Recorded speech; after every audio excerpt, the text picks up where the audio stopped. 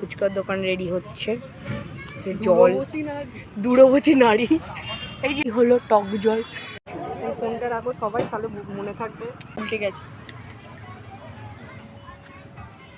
ফুচকা মানে ঝাল, কেউ খাবে না, ওগুলোও খাবে না, মিষ্টিগুলো খাবে না। মিষ্টি কত জানি না, বললো বেশি খাবে না, মিষ্টি তো খাবে না।